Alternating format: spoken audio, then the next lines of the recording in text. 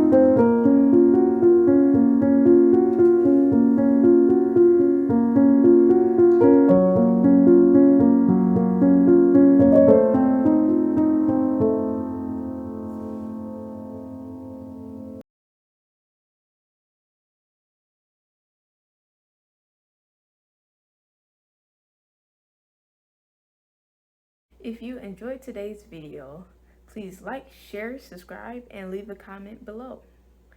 Also, I have my product development toolkit in the description box if you also would like that, as well as if you want to collab or request any services, you can fill out that form as well in the description box.